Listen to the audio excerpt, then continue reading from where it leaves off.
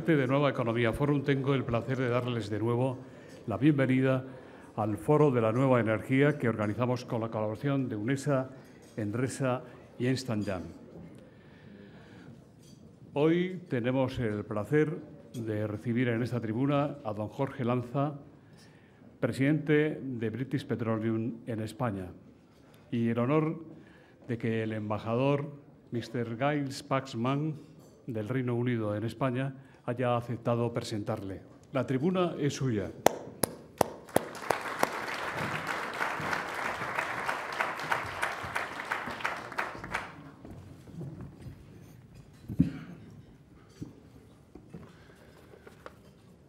Muy buenos días. Gracias, José Luis.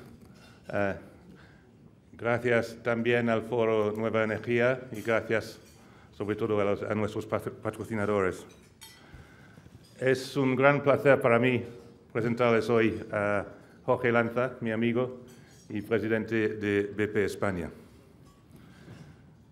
Entre tanto debate sobre la crisis económica y la financiación de nuevas vías de crecimiento, es fácil pasar por alto que el tema de la energía es crucial para nuestro futuro. Tal y como han puesto de relieve los acontecimientos ocurridos recientemente en Argelia, la energía es un negocio a nivel mundial, en el que las reservas con frecuencia se concentran en lugares remotos y vulnerables del mundo, y que requiere de un alto nivel de colaboración entre empresas y gobiernos. En este sentido, la Agencia Internacional de Energía publicó el pasado mes de noviembre un informe sobre las perspectivas de la energía en el mundo, en el que hacía hincapié sobre la dimensión y complejidad de este tema. Según la agencia, se prevé que la demanda de energía crecerá en más de un 30% de aquí al año 2035. Las economías emergentes serán, por supuesto, las que experimentan el mayor crecimiento, y el petróleo, y es importante, continuará siendo la fuente principal de energía a nivel mundial. Se estima que la demanda alcance prácticamente los 100 millones de barriles por día para 2035, con un precio de más o menos $125 por barril en precios de 2011. Los avances en fuentes no convencionales de petróleo y gas revolucionarán la producción energética y la perspectiva de que Estados Unidos puede llegar a ser autosuficiente para 2035 podría tener consecuencias relevantes para la política mundial, para la política exterior y para regiones como el Oriente Medio. El sector de las renovables también crecerá de forma que para 2035 representará casi la tercera parte del total de la producción eléctrica. Son las principales conclusiones del informe de la Agencia Energética. Un creciente demanda significa una competición más dura para conseguir los recursos energéticos, que los precios de los combustibles fósiles sean cada vez más altos y volátiles, y que haya una necesidad cada vez más apremiante de abordar el tema del impacto medioambiental que tienen nuestras políticas energéticas. En suma, hay que pensar largo y tendido sobre cómo vamos a producir, distribuir y consumir la energía, motor de nuestras economías. Así lo estamos haciendo en Reino Unido, donde nos hemos centrado en asegurarnos que nuestras políticas energéticas sean seguras, asequibles y sostenibles. A corto plazo, el reto es claro. Gran parte de nuestra capacidad generadora en Reino Unido ya está prácticamente obsoleta, y de aquí a 2020 tendremos que cerrar 20 gigavatios, un 20% de nuestra capacidad de generación. A la vez, la progresiva electrificación de nuestra economía requiere una inversión del orden de 110.000 millones de libras, que es más o menos 130.000 millones de euros para el 2020. Así que necesitamos aprovechar el conocimiento y experiencia de empresas de todo el mundo y, por supuesto, Las empresas españolas nos están ayudando con esto. Desde 2007, la inversión en el sector energético británico por parte de empresas como Iberdrola, Repsol y sus socios ha sido enorme y sigue creciendo. En la actualidad, más de 5 millones de clientes en Reino Unido reciben la electricidad de manos de un proveedor de propiedad española y muchos más de proveedores de otros países como Francia. BP tiene una importancia fundamental en este debate energético. Desde sus orígenes como Anglo-Persian Oil Company a principios del siglo XX, BP ha ido creciendo hasta convertirse en la empresa global de petróleo y gas que es hoy, presente en más de 80 países. Desde la exploración de petróleo y gas natural en Australia, la producción de etanol en Brasil o sus operaciones upstream en el Reino Unido. La empresa está presente en cada fase del negocio energético. Aquí en España cuenta con una presencia muy destacada, desde sus operaciones de refino de crudo en la refinería de Castellón, pasando por la distribución de derivados de petróleo en la península y Baleares, o su red de casi 700 estaciones de servicios. La marca BP es ya muy conocida entre los consumidores españoles, por lo cual para mí es un honor presentarles al hombre que lidera esta operación tan variada y compleja. Jorge Lanza llegó a la presidencia de BP España hace un año, tras un largo periplo, tanto por los distintos países como áreas de negocio en las que opera BP. Licenciado en Ingeniería Industrial por la Universidad Politécnica de Madrid, y máster en Ingeniería Industrial por la Universidad de Stanford en Estados Unidos. Jorge entró en el departamento financiero de BP hace ya 17 años. Durante muchos años estuvo destinado fuera, trabajando en refino, suministro y trading en Portugal, Bélgica y, por supuesto, el Reino Unido. Aquí en España fue director de la refinería de BP en Castellón. Posteriormente, se trasladó a California como director de la refinería de BP en Carson, California, puesto que ocupó hasta su regreso como presidente de BP España en enero del año pasado. Jorge, tenemos muchas ganas de escucharte. Tienes la palabra.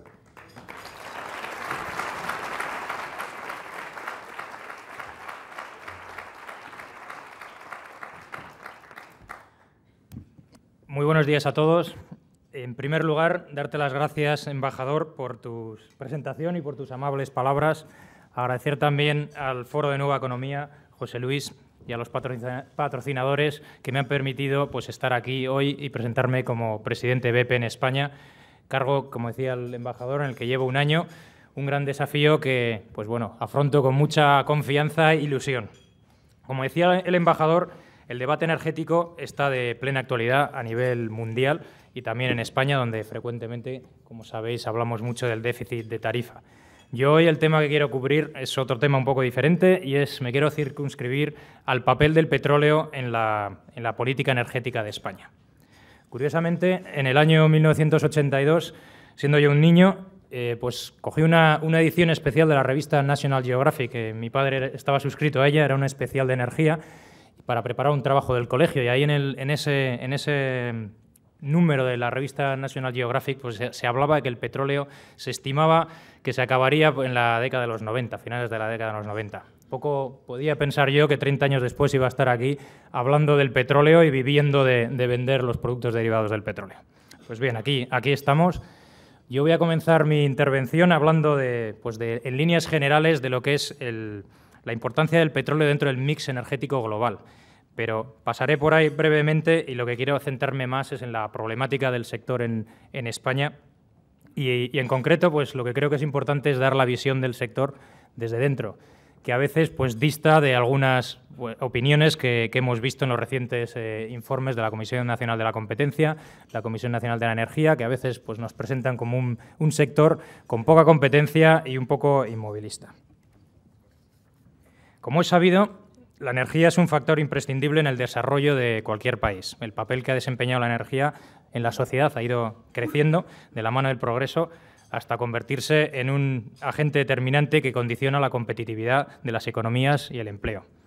Para cualquier gobierno constituye, pues, una prioridad estratégica, y para BP, que nos dedicamos a suministrar energía en más de 100 países en el mundo, pues es muy importante el poder anticipar los cambios que se producen dentro del sector energético. En este sentido, nosotros tenemos un grupo en Londres que lo que trata de analizar es las tendencias del sector y publicamos anualmente un informe estadístico, lo que llamamos el BP Energy Outlook, que publicamos anualmente y dentro del cual pues, lo que estimamos es que la demanda de energía a nivel global crecerá aproximadamente un 36% entre hoy y el año 2030, principalmente en los países de fuera de la OCDE.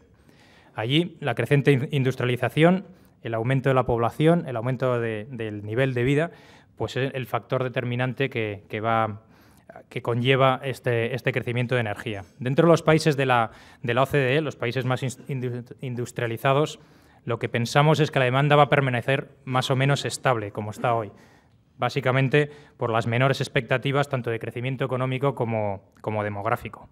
Por lo tanto, a nivel global esperamos en el lado de la demanda un crecimiento de la demanda energética y en cuanto a la oferta, lo que es importante es destacar los cambios que se están produciendo con la entrada de nuevas alternativas como son los crudos pesados, los biocombustibles y más recientemente los recursos no convencionales, como mencionaba el embajador, como pueden ser el shale oil, el shale gas, el gas de esquisto que llamamos en España, que va a convertir a Estados Unidos como país autosuficiente en materia energética, cambiando pues, los equilibrios geopolíticos. La competencia entre estos diferentes actores en el mercado, junto al desarrollo de nuevas tecnologías, pues sigue promoviendo el hallazgo de nuevas fuentes de suministro y, como resultado, pues la mejora de la eficiencia energética global. Todo esto nos indica que el mix de combustibles evoluciona. Aún así, una cosa que quería destacar es que los combustibles fósiles, el petróleo, el gas y el carbón, a pesar de que van perdiendo cuota de mercado, para el año 2030 todavía supondrán un 81% de la demanda energética mundial, con una cuota más o menos similar, cada una de ellas de un 25-28%. Las energías de origen no fósil, como pueden ser la nuclear, la hidráulica, las renovables, pues crecen, pero esperamos que converjan en torno al 6-7% para el año 2030, cada una de ellas. Su participación todavía será pequeña. Si bajamos ya del mix energético global al sector del transporte, la situación está aún todavía más polarizada.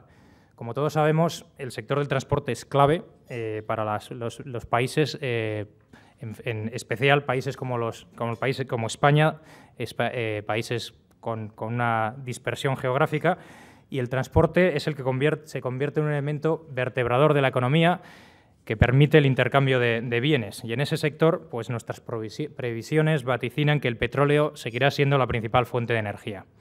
A pesar del incremento de los automóviles híbridos o eléctricos, de la penetración de los biocombustibles, de los automóviles alimentados por gas, aun con ello, pues pensamos que la cuota de mercado del petróleo en el 2030 todavía será de un 89%. La moderación en el crecimiento del petróleo va a venir más por una mayor eficiencia en los motores más que por un cambio en el tipo de combustibles. A día de hoy todavía no vemos esa tecnología alternativa. Por ello, contar con una industria que asegure el suministro de petróleo y más en concreto de sus productos derivados, como son la gasolina, el gasóleo, el queroseno, pues se convierte en un factor esencial y prioritario para cualquier país. ¿Cómo estamos en el sector del petróleo en España? Pues bien, el mercado nuestro ha sufrido cambios estructurales muy profundos en los últimos 5 años. Ha habido un vuelco total en lo que es la oferta y la demanda, el equilibrio de oferta y demanda de nuestros productos.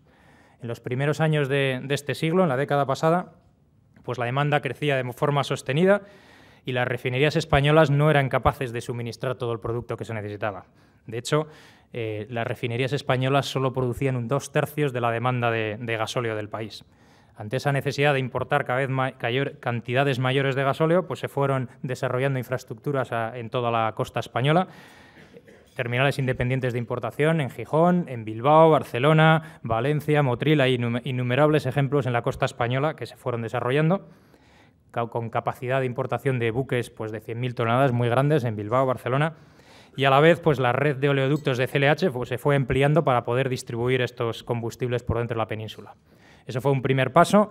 En un segundo paso, las empresas refineras de España, BP, Repsol, Cepsa, pues apostaron por aumentar la capacidad y modernizar las refinerías en España en un programa de inversiones sin precedentes en la industria española. Entre los tres operadores pues invertimos 6.000 millones en el periodo entre el 2008 y el 2011 y han convertido en el sector de refino español en uno de los más competitivos de Europa.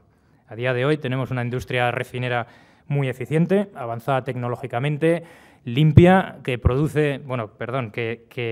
genera puestos de calidad, puestos de trabajo de calidad, y ahora, hoy en día, contribuye a equilibrar la balanza de pagos del país, pues mitigando todas las importaciones de gasoil que había anteriormente.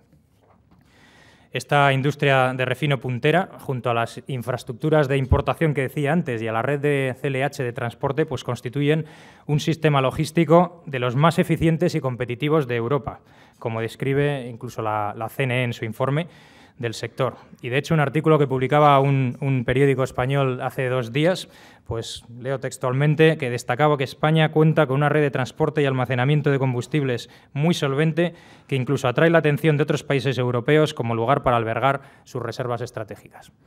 En resumen, del sistema logístico es un sistema que funciona muy bien, en el que cualquier competidor puede entrar en condiciones de igualdad, en las mismas condiciones, y, en nuestra opinión, pues que no requiere cambios regulatorios. Lamentablemente, este boom inversor que hubo en toda la industria pues coincidió con el retroceso de la demanda de carburantes como consecuencia del deterioro de la actividad económica. Los niveles de consumo de los carburantes de hoy en día pues son ahora equivalentes a los del año 2002 a día de hoy. Hemos ido, por tanto, 10 años atrás en el tiempo, y esta industria de refino que hablábamos, que no era capaz más que de suministrar 2/3 de la demanda, pues a día de hoy acaba de pasar a ser exportadora neta. Estamos las refinerías españolas empezando a exportar gasoil. Entonces, si bien las instalaciones españolas están en buenas condiciones, ha habido muchas inversiones, estamos tecnológicamente en una buena situación, sin embargo, pues es importante contar con un mercado local sólido y que dé salida a la mayor parte de la producción para no depender en exceso de mercados exteriores. Eso en cuanto a la parte, digamos, mayorista, producción. El sector minorista de estaciones de servicio también pues no ha sido inmune a los efectos de la situación económica y también está sufriendo importantes cambios. En 2006, las ventas de una estación de servicio en España, una estación media, eran de 3,4 millones de litros al año. A día de hoy, estos se sitúan aproximadamente en los 2,2, con lo cual la bajada ha sido muy importante. Pero no solo la demanda de las estaciones se ha reducido notablemente como resultado de la actividad económica, sino que paradójicamente en este entorno recesivo pues ha habido un incremento de 1.600 puntos de venta. Tenemos en España del orden de 10.500. Pues ha habido 1.600 puntos de venta que han entrado en los últimos 5 años. Y eso pues lo que demuestra es que realmente no hay barreras de entrada en el sector. El que quiere entrar puede entrar y lo que está ahora es pues la competencia, los equilibrios de oferta y demanda jugando su papel. ¿Qué otras dinámicas vemos en nuestro mercado actualmente? Pues al comienzo de la crisis, ante la bajada de ventas, el sector lo que trató es de compensar parcialmente esa bajada de ventas con un aumento del margen unitario. Estos márgenes saludables pues han atraído a nuevos actores y a nuevos modelos, los que llamamos en BP les llamamos modelos low cost. Muchos de ellos son estaciones automáticas desatendidas que están proliferando y que están aprovechando pues la mayor sensibilidad de los consumidores ante el precio de los combustibles que, como sabéis todos, pues han aumentado pues por el efecto del aumento de las cotizaciones internacionales y de la fiscalidad de nuestros productos.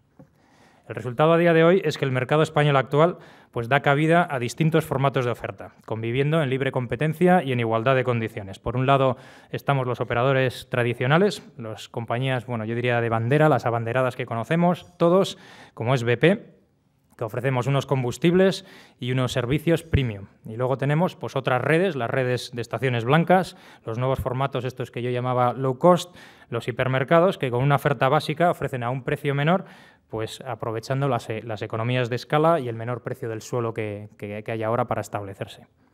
Entonces, el cliente español, igual que cuando va a hacer a llenar la cesta de la compra, pues puede elegir entre ir a unos grandes almacenes o ir a una cadena discounter, pues aquí lo mismo. Tenemos podemos elegir entre repostar en un sitio, en una estación de servicio donde se da una propuesta de valor global, donde tenemos servicio atendido 24 horas, donde hay una amplia gama de productos de calidad que ofrecemos, donde hay tarjetas de fidelidad, descuentos en tiendas, lavados. Esta es una oferta.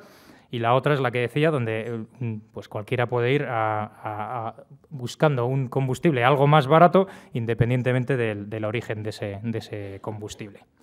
La oferta nuestra, la que está BP y la que ofrecemos la mayor parte de las compañías abanderadas, es la de los operadores que tenemos el combustible como nuestro core business, que es a lo que nos dedicamos. Pero, sin embargo, pues también es justo reconocer que esta oferta low cost está poniendo presión competitiva en el mercado, está estrechando los márgenes unitarios, están ganando cuota de mercado. Esta oferta pues es 13%, ha aumentado la cuota de mercado en los últimos 5 años, y lo que nos están forzando es a los operadores tradicionales a reducir costes y a reestructurarnos. En definitiva, es lo que uno esperaría en un mercado en competencia donde los márgenes comerciales pues de los operadores son muy estrechos. El margen de BP a final de año, antes de pagar impuestos, de 1,5 céntimos por litro, 1,5 céntimos por litro que vendemos en las estaciones. Estas son las cuentas que podéis hacer la cuenta cualquiera de vosotros. Si cogéis los resultados que publicamos las compañías auditados, dividís el beneficio por los litros que vendemos y este es el margen que nos queda. Y es un 1% del precio de venta al público, algo que muchas veces se olvida. Y quizás recordar también aquí que el 90% del coste que pagamos nosotros en las estaciones de servicio pues son el coste de la materia prima, que es independiente de los operadores en España, que es cotizaciones internacionales que no controlamos, e impuestos. Entonces, como decía, resumiendo, el modelo existente en España es el que ofrece un mix de oferta variado, que es el que prima en la mayoría de los países de nuestro entorno y que permite una elevada cobertura de estaciones por habitante, y se autorregula la oferta de la demanda, pues autorregula los distintos canales y la oferta que hay en el mercado. La excepción a este modelo quizá lo constituye Francia, que es el país que la CNE, la Comisión Nacional de la Energía, ha elegido como referencia a seguir. ¿Y qué pasa en Francia? Bueno, pues en Francia se apostó de manera exagerada, en nuestra opinión, por potenciar las estaciones de servicio vinculadas a hipermercados. Los hipermercados en Francia pues ya copan más del 60% del mercado. Y lejos de ser una estrategia que estaba orientada al mercado de combustibles o a los consumidores, pues estaban tratando de proteger los intereses de las grandes cadenas comerciales francesas. Se ha llegado ahora a una situación en Francia donde los operadores tradicionales están obligados a competir en ese modelo, en el modelo de los hipermercados, o salir, que es finalmente lo que ha ocurrido. En Francia ya operadores tradicionales, salvo el local Total, ya no existe prácticamente ninguno. Los supermercados utilizan los combustibles, no es su negocio, no es su core business, como decía antes, sino que es un reclamo para llevar clientes a sus tiendas, y ellos pues no buscan la rentabilidad en lo que es la venta de combustibles. Ni invierten en calidad de producto ni en innovación.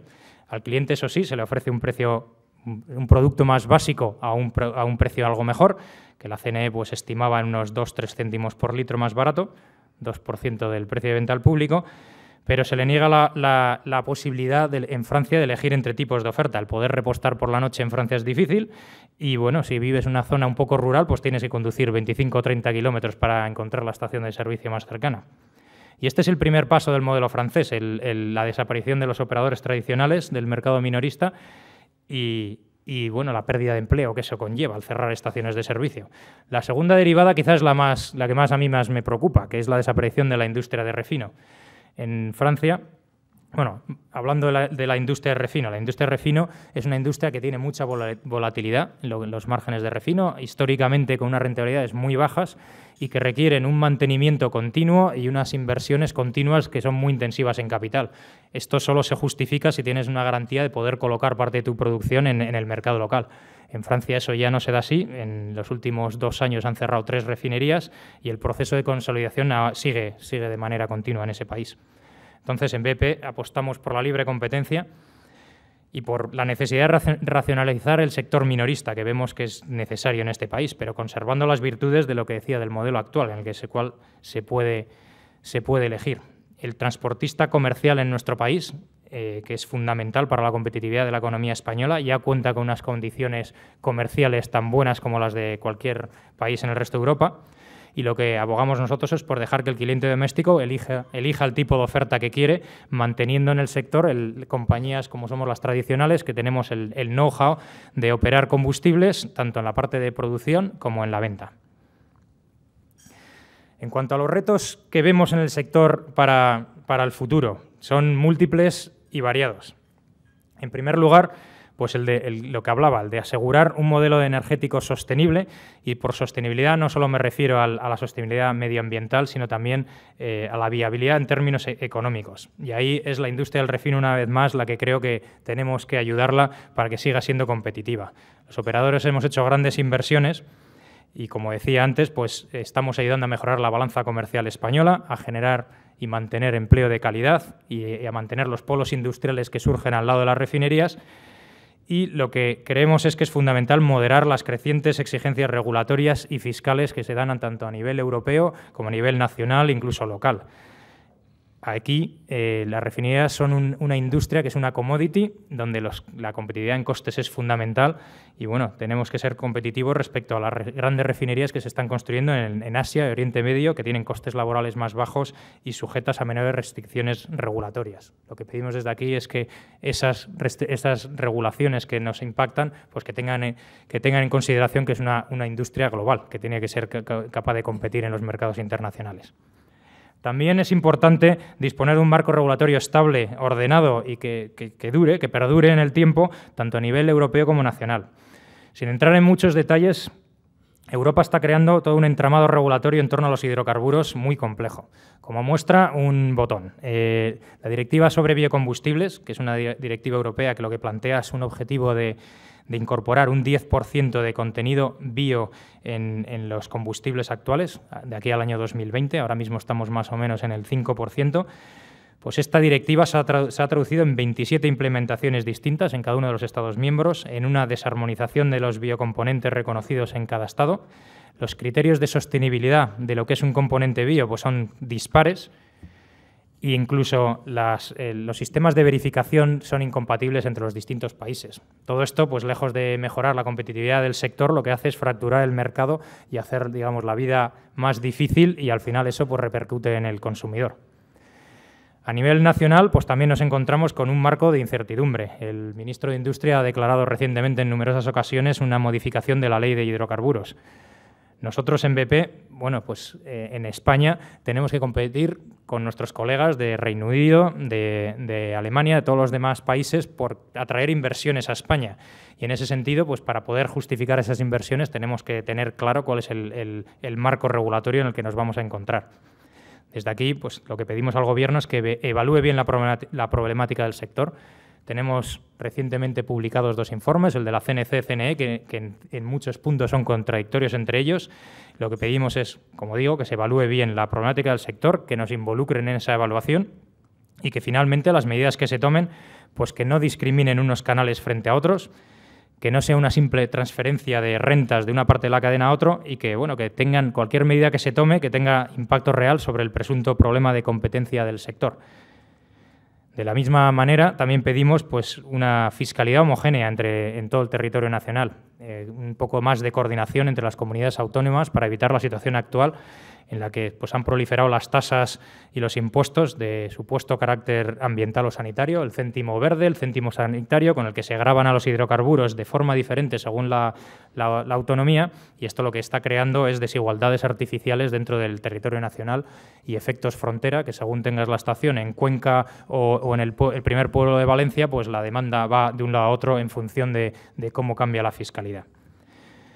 Finalmente, también, como comentaba antes, un reto muy importante para el sector, que depende de nosotros mismos, es el de la reestructuración de las redes de estaciones de servicio. Nosotros somos conscientes de que con la bajada de demanda y la nueva proliferación de puntos de venta, pues hay un reto ahí. Tenemos que eliminar estaciones de servicio que están cayendo por debajo del umbral de rentabilidad.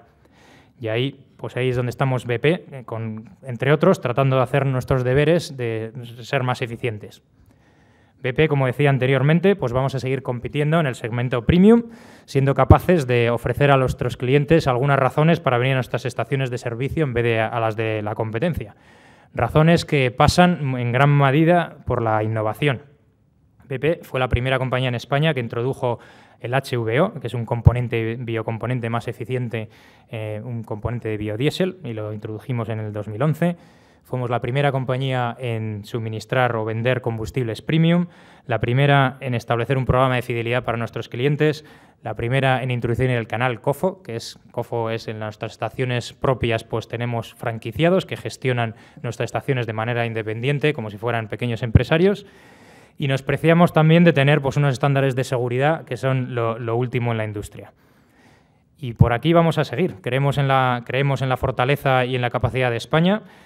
Nosotros mantenemos nuestro compromiso con este mercado a largo plazo y, como decía, seguiremos innovando, aportando nuestra experiencia internacional, ese espíritu pionero que llevamos, del que hacemos gala desde hace años, y aunque nuestra cuota de mercado es reducida, un 8 o 9%, queremos que se note nuestra presencia en el sector. Los retos, como decía, son complejos, pero no inabordables. Y como decía al comienzo de mi intervención, el sector del petróleo va a continuar siendo esencial y estratégico en España, tanto para el transporte doméstico como el comercial.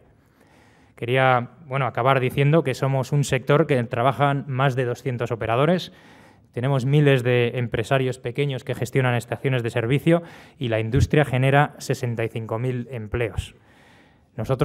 Todos nosotros competimos cada día por ser más eficientes, por dar un mejor servicio y unos mejores productos a nuestros consumidores españoles, y esto, pues, como decía, es una realidad más compleja a la que se transmite habitualmente en los medios. Muchas gracias.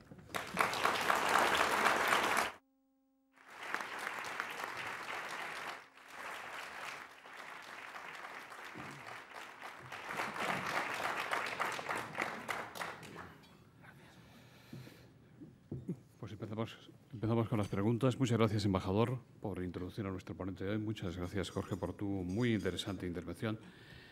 Carlos Iglesias se refiere a uno de los temas que tú has abordado en la intervención. Los precios de la gasolina bajan en España los lunes porque la UE toma los datos ese día y compara los precios en nuestro país para obtener la media y comparar con los otros países europeos. Le pregunta quién ha decidido que se haga así, quién está detrás y a quién beneficia.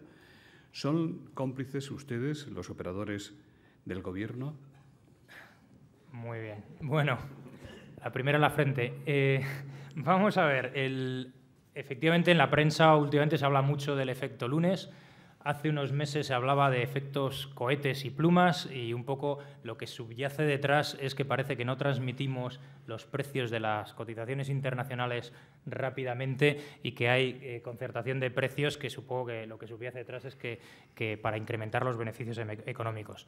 Bueno, en primer lugar, una comparación habitual que se hace cuando se habla de precios es que comparan los precios de venta al público en las estaciones de servicio con las cotizaciones del petróleo, que es una comparación errónea. El precio del petróleo es un precio que publica en dólares, habitualmente se cotiza en dólares, y en realidad los precios de los productos tienen unas cotizaciones que van separadas, las gasolinas, los gasóleos, y que además cotizan en dólares. Nosotros tenemos que ajustarnos al precio de los productos, no del petróleo, y además tenemos que ajustarnos en euros, que es en lo que vendemos en el mercado español. En esos comentarios parece que subyace que, como digo, que hay una concertación de precios. Bueno, si eso fuera así, eso tendría que al final acabar en la cuenta de resultados, y eso es lo que digo, que no acaba en la cuenta de resultados. Aquí no hay ningún pacto de precios y, como decía, BP tenemos un margen de 1,5 céntimos por litro, margen que es muy similar, por cierto, al que tienen mis colegas de grupo en Reino Unido o Alemania. Yo no sé lo que ganan mis competidores, pero estimo que debe ser una cantidad muy similar, y tampoco no hay mucho más margen. En 1,5 céntimos, como ustedes comprenderán, pues poco podemos hacer para arriba o para abajo. Y luego también decir, la gente dice, bueno, los precios son muy similares, efectivamente son muy similares, y eso es fruto de la competencia en el sector. Especialmente ahora que la sensibilidad a los precios es muy, muy alta. Estamos en la prensa continuamente porque por las cotizaciones internacionales de la fiscalidad pues han subido. Eso a la gente le preocupa, la gente cada vez más mira los precios de los productos, y nosotros como vendedores de dichos productos no podemos diferenciarnos. Yo tengo una cuota del 8% de mercado, con lo cual pues hacemos lo que podemos en este mercado compitiendo con los demás. Un precio muy diferente me saca del mercado por la sensibilidad que hay, por eso estamos tan parecidos. Joaquín Vázquez, dentro de este mismo tema, Le pregunto por qué suben los precios automáticamente cuando sube el precio del barril, pero en cambio no trasladan la bajada de combustibles cuando baja el petróleo. Bueno, esa es un poco, yo creo que ya está contestada. Como digo, no, los precios tenemos que hacer la comparación frente a las cotizaciones en euros de productos, no del petróleo. Y lo que también hay que ver es en tiempo, o sea, como decía, al final del año hay 1,5 céntimos. Si eso fuera así, pues las cuentas de resultados serían otras, que no son. Y nosotros no publicamos resultados en España, publicamos resultados de nuestro segmento a nivel global, pero yo me miro los de Repsol, los de Cepsa, que sí cotizan en España y publican los resultados, y lo que animo a los que hacen las preguntas es a coger los resultados de Repsol y dividir su beneficio por los litros que venden y saldrá, porque también he hecho la cuenta para ver si nosotros ganamos menos o más, pues están en los mismos órdenes de magnitud. ¿Qué le parece que los niveles de contaminación causada por los automóviles y otros vehículos en ciudades como Madrid sean tan graves y que no se adopten medidas realmente eficaces? Le pregunta Luisa Marcos. ¿Tiene solución realmente este problema? ¿Cuál es la posición de British Petroleum en cuanto al desarrollo del vehículo eléctrico y la decisión de los fabricantes de ralentizarlo? ¿Y qué opina de que la alcaldesa de Madrid haya parado la expansión de la instalación de puntos públicos de recarga en la ciudad? Bueno, ahí ha habido un variadito. Sí, un variadito. Vamos a ver, en primer lugar, los combustibles que producimos ahora la industria a día de hoy, en el año 2012, no se parecen en absoluto en nada a los que yo cuando empecé en esta industria en el año, bueno, pues en el 94, los combustibles, por decir algo, tenían 2.000 ppm, partículas por millón de SO2, que son... de azufre, que es uno de los componentes contaminantes que son los que generan el efecto invernadero, lo que llamamos SOx en la industria, y luego está el CO2.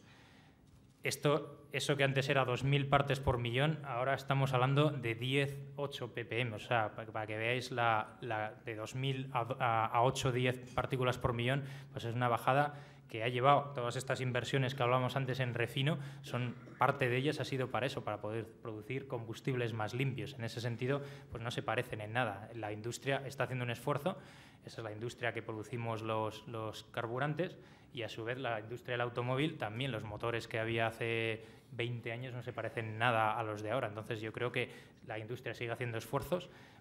La parte de las directivas europeas lo que están es empujando a combustibles más limpios, y en ese sentido pues yo creo que seguimos avanzando. No veo yo que esté el tema ni mucho menos parado. El presidente de Alga Energy, Augusto Rodríguez, quedó lo de la alcaldesa, no quería decir usted nada de eso. Bueno, y yo en esos temas pues digo, realmente no quiero entrar, no sé, digamos, eso ya le compete a la alcaldesa. Un tema que quería comentar, que han dicho antes sobre vehículos eléctricos. Nosotros BP es una compañía que suministra hidrocarburos, energía, no solo en forma de hidrocarburos, y nosotros pues lo que hacemos es tratando de anticipar las corrientes que hay en el mundo y como digo, adaptarnos a ellas. El vehículo eléctrico, yo no creo que los fabricantes de automóviles lo estén parando. De hecho, la penetración de los vehículos híbridos pues está subiendo. Lo que todavía no es una alternativa con la tecnología de hoy, por lo menos los análisis que tenemos de BP, y por eso decía yo antes que para el año 2030 seguimos viendo el petróleo pues con una cuota de mercado muy alta, porque no hay tecnología alternativa todavía, pero la competencia es la que nos llevará a nuevas fuentes alternativas, y si el coche eléctrico es viable, pues acabará saliendo adelante. A día de hoy no es un tema de que lo paren o no, es un tema de que la tecnología no ha llegado a su nivel todavía para ser competitivo. El presidente de Alga Energy, Augusto Rodríguez Villa, dice: la Unión Europea ha anunciado que retirará sus subvenciones al biocombustible de primera generación en 2020 y que promocionará desde ahora los de segunda generación a partir de microalgas, paja o desechos. ¿Cuál es la política de BP en relación con estos biocombustibles y sus participados en el derivado de microalgas? Bien, el tema de los biocombustibles es un tema muy complejo. Ahora mismo comentaba antes, hay una directiva europea que lo que quiere promover es el aumento del componente bio de un 5% que está más o menos actualmente al 10% en contenido energético de aquí al año 2020. Y eso tiene muchas incertidumbres. Cuando esa directiva salió hace unos años, pues se pensaba que los biocombustibles, la tecnología de biocombustibles de segunda generación iba a avanzar más rápidamente de lo que está haciendo. BP está metido de lleno en el tema de biocombustibles. Nosotros tenemos inversiones tratando de desarrollar esa tecnología de segunda generación. La de segunda generación lo que hace es tratar de convertir la lignocelulosa, lo que es la parte dura de la madera, en combustible, de manera que no compita con lo que es la cadena de alimentación o de alimentación al ganado.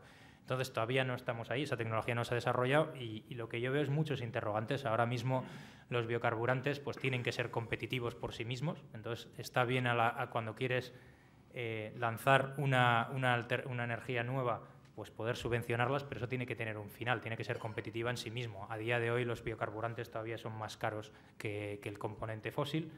Todavía no está claro, como digo, los combustibles de segunda generación que se vayan a materializar. Estamos muchas compañías invirtiendo, pero eso a día de hoy se mencionaban las algas y otras tecnologías alternativas que todavía no están maduras. Igualmente, pues tiene que haber el sector del automóvil, pues tiene que haber una cierta coordinación para que esos biocombustibles funcionen. Todavía no, como digo, no está maduro y hay bastantes incertidumbres. Alfonso Jiménez, presidente de People Matters, dice: ha comentado que la distribución está montando estaciones de servicio, pero las estaciones de servicio también están montando distribución. Del céntimo de euro de margen por litro, ¿cuánto supone la venta de otros productos atípicos, es decir, fuera del carburante? Bueno, pues en España, no me sé exactamente, ahora mismo no tengo la cifra en la cabeza, pero es minoritaria. Nosotros, evidentemente, estamos tratando de construir una oferta, lo que llamamos la parte no combustible, la tienda, que era importante, pero con la caída económica de la actividad económica, pues esa parte de la tienda pues ahora mismo no es excesivamente material. O sea que no sé el porcentaje, pero no es un porcentaje demasiado alto en el céntimo y medio que hablábamos anteriormente. José Manuel Blanco dice: el precio de transporte de un litro de combustible es muy superior al de otros países europeos, como Holanda, Luxemburgo o Bélgica. ¿Cómo puede, en su opinión, pararse esa tendencia? ¿Cree que la solución pasa por el ferrocarril como medio de transporte de futuro? Bueno, una noticia que aparece frecuentemente en prensa es que los combustibles en España son más caros que en el resto de los países europeos, lo cual, pues, en nuestra opinión, no es cierto, es erróneo. Hay que armonizar la manera en la que se toman los datos a la hora de comparar los precios de los combustibles en los distintos países europeos, que no es homogénea. En España se toman los datos de BP, Cepsa y Repsol, que son las tres compañías que tienen más cuota de mercado, pero que son las que, como decía antes, tienen una oferta particular. Hay una gran parte de mercado ahora pues, gente que rellena el depósito en hipermercados, estaciones blancas con un precio menor que no se tienen en cuenta en esa comparación. Mientras que cuando nos comparan con Francia, como decía antes, el 60% o más de esas ventas son en ese formato. Entonces hay que armonizar la comparación de precios en los países europeos, y luego la fiscalidad es muy diferente en todos los países. En España es verdad que la fiscalidad es algo menor, pero ha ido subiendo. De hecho, en los últimos meses, en septiembre tuvimos una subida de IVA y en el 1 de enero hemos tenido la desaparición de la exención fiscal en la parte de biocombustibles, del impuesto especial de hidrocarburos. Por lo tanto, la fiscalidad se está armonizando al alza, y lo que es el coste de producto, una vez que descontamos el tema de impuestos, pues los precios en España son equivalentes a los de cualquier otro país europeo. Santos Holguín le pregunta: ¿qué posibilidades tiene España de sacar adelante el aprovechamiento del petróleo del subsuelo de la lámina de agua entre África y Canarias? ¿Comparte usted la opinión de los ecologistas que señalan que las perforaciones pueden causar daños irreparables? Y Luis Puentes dice: por fin el Parlamento Europeo se ha pronunciado a favor de la exploración en los países europeos de los recursos de petróleo no convencional. ¿Cree ahora que seguirán adelante los cientos de permisos solicitados y, en concreto, los de exploración en Álava? Bueno, como yo he comenzado mi presentación, la energía, el suministro energético es algo clave estratégicamente para todos los países. Nosotros tenemos una dependencia brutal de la compra de hidrocarburos del exterior, pues no tenemos producción propia, y en ese sentido, bueno, mi opinión es que todo lo que sea desarrollar la parte de upstream, de exploración de petróleo, pues es bienvenida siempre que exista esos hidrocarburos. Yo el tema de Canarias no soy muy conocedor exactamente del yacimiento que hay ahí, de lo material que es. Creo que se puede, si existe, se puede extraer de manera segura.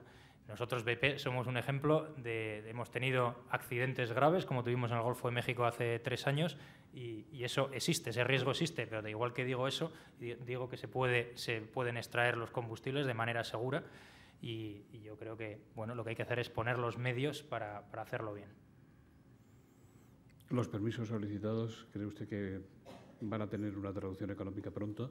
Nosotros, BP, no está en la parte de exploración y producción en España, entonces yo no sé muy bien cómo está el tema regulatorio en ese aspecto en España, no me puedo contestar en ese sentido. Sara González, la falta de unidad en el mercado interior de España se pone de manifiesto, como usted mismo ha desarrollado en su intervención, en que el denominado céntimo sanitario grava más el consumo en algunas comunidades que en otras, hasta el punto de que un vehículo que salga de Galicia, por ejemplo, atraviesa Castilla y León sin repostar hasta Madrid.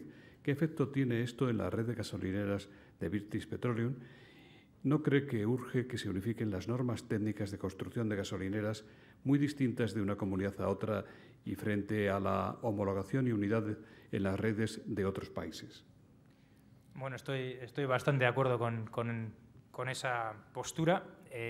Creo que el viernes pasado en el Consejo de Ministros se aprobó la ley del mercado único, que justo lo que pretende es armonizar pues, todas las especificaciones de la industria de manera que construir una estación de servicio, por poner un ejemplo, sea igual en Galicia que en Andalucía. Efectivamente, el tema fiscal es el que no está resuelto y la fiscalidad es diferente. El tramo autonómico pues, varía de una comunidad a otra y sí, pues eso tiene efectos en nuestra red que nos ha pasado, que cambia la fiscalidad en una autonomía y una estación de servicio que a lo mejor está en la frontera con otra, pues pasa de vender una cantidad a otra mucho mayor o menor, simplemente porque evidentemente el transportista, el camionero en particular, que para el cual un céntimo supone pues un dinero importante, pues si se tiene que desviar 10 kilómetros se desvía para repostar en la comunidad más ventajosa, y eso pues crea unas ineficiencias en la hora de nuestra distribución, de las ventas, pues que no nos parece bien. Javier Carro, ¿cómo se ha recibido o percibido desde British Petroleum y el sector la expropiación de YPF por Argentina? ¿Ha generado inseguridad jurídica para las inversiones internacionales en recursos energéticos? Bueno, nosotros, como decía antes, todas las multinacionales, o bueno, da igual que seamos multinacionales o no, todas las empresas quieren un marco legislativo estable, regulatorio estable, para cuando inviertes saber lo que te puedes esperar y hacer tus previsiones. En ese sentido, pues lo que ha ocurrido en Argentina con Repsol, pues no nos parece que no es como deben de ser las cosas. También le pregunta Javier si ha mostrado interés British Petroleum como Shell por la división de gas de Repsol. Bueno, pues eso es un tema que tratamos de forma confidencial, es un proceso que lleva Repsol por su lado y yo prefiero no manifestarme. A don Josu Jonin Imaz, representante de Repsol en la mesa, no le vamos a preguntar. Está así haciendo un gesto que más bien que no. Bueno. Seguimos. Carolina Martínez dice, ¿tiene España un buen nivel de seguridad y suficientes reservas en el suministro de hidrocarburos? ¿Nos van a afectar los sucesos en Argelia como se refería o a los que se refería el embajador Paxman en su presentación? ¿Cómo valora la evolución de las exportaciones de petróleo y gas no convencionales por parte de Estados Unidos, Canadá y México? Tema al que también usted se refería en su intervención. Si se confirma la predicción de que Estados Unidos será autosuficiente para el consumo doméstico y exportador neto, ¿qué impacto tendrá en el juego internacional de fuerzas y en la competitividad? Bueno, en primer lugar, a la pregunta de cómo está nuestro sector. Nuestro sector, como decía antes, depende mucho del exterior en cuanto a lo que es importación de materia prima, del petróleo.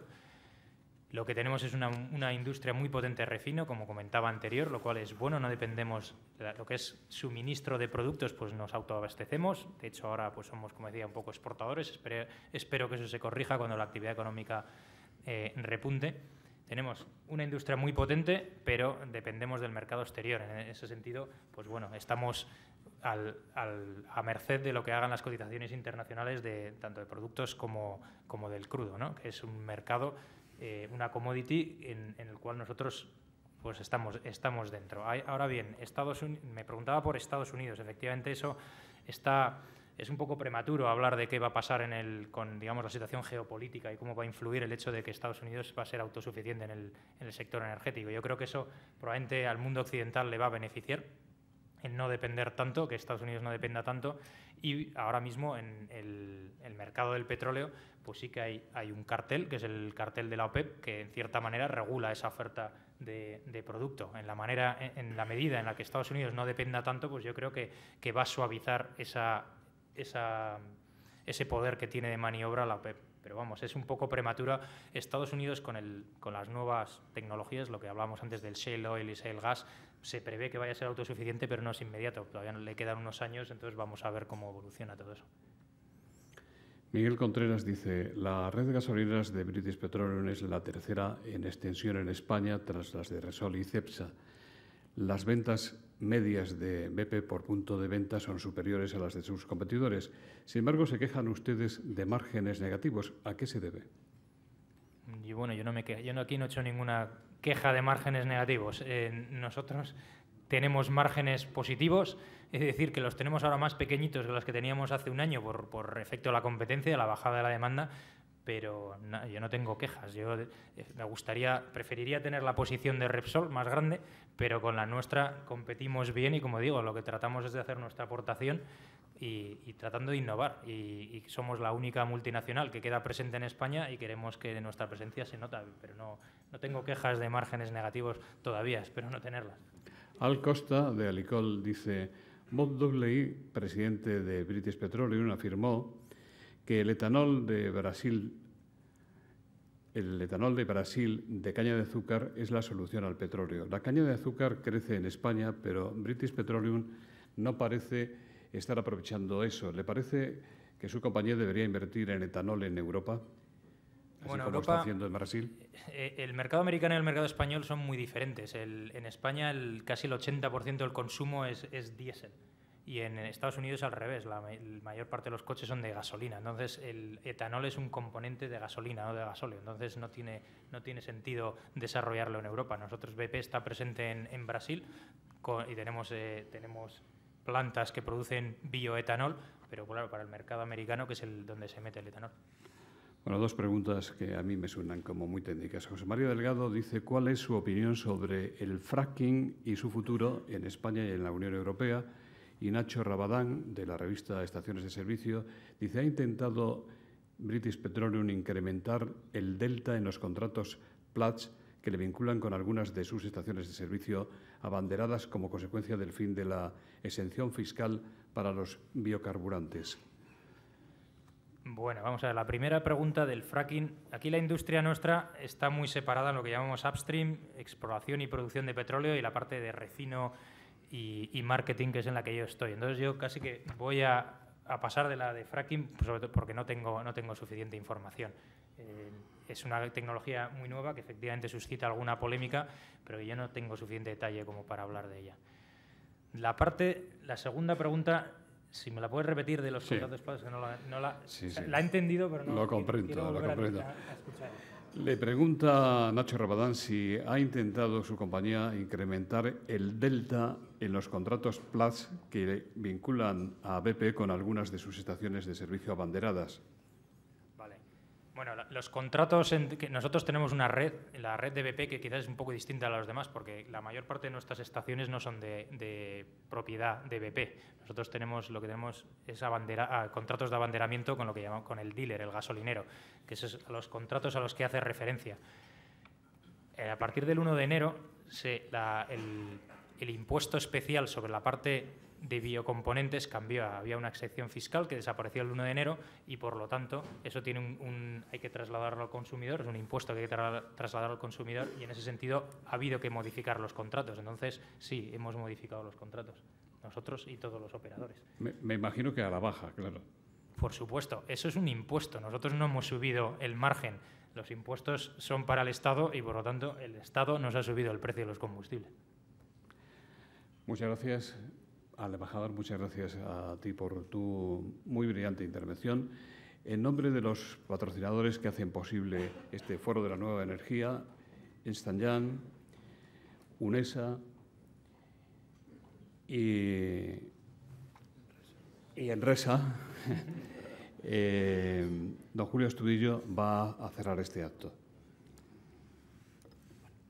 Bueno, simplemente agradecerles a los ponentes o al ponente todo lo que nos ha contado. Creo que podríamos seguir aquí bastante más rato escuchándole y haciendo preguntas, pero ahora hablaremos fuera y tendremos que volver a nuestras ocupaciones.